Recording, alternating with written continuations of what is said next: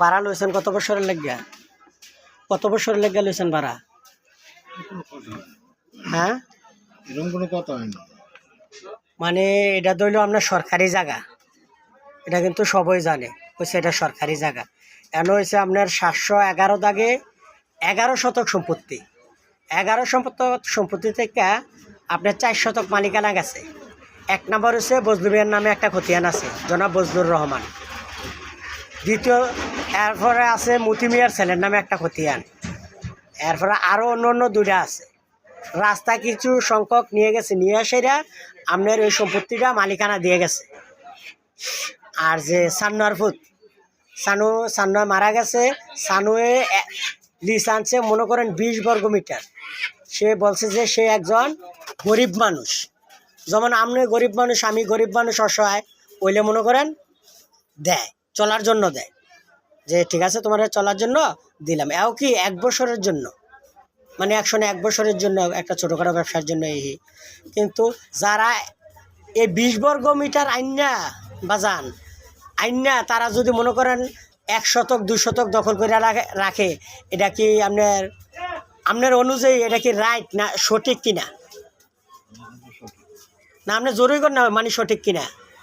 সঠিক না, সঠিক না। আবার মনে করেন লিস আনছে কি একটা লিস আনছে আইনা সেরা, সে 2টা 3টা দোকান জোর করে খাইতেছে। এর মধ্যে কোনো নাই বিচার, কোনো নাই কোনো কিছু, মানে কোনো কিছুই নেই। তো এরকম যদি অবৈধ চলে, কে কারা ছেড়া দেয় এখন? আপনারও শৈল ফরাইব, অন্যজনেরও শৈল ফরাইব। আপনার যদি ব্যক্তিগত জায়গা হইয়া থাকে, কাগজপত্র লইয়া বইলেই তো বেজাল শেষ। কেন কন্যাকন্যাও লাগে না, বাইরেও লাগে না, ফিটাফিটিও লাগে না। বিষয়টা হচ্ছে এইটা।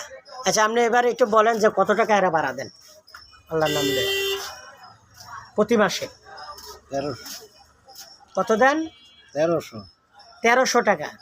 অ্যাডভান্স দিয়েছেন কত? অ্যাডভান্স দেন নাই, মানে 1300 টাকাই দেন নাকি? সে বলছে যে জায়গাটা সরকারি, এটা বলছে না মালিকানা বলছে?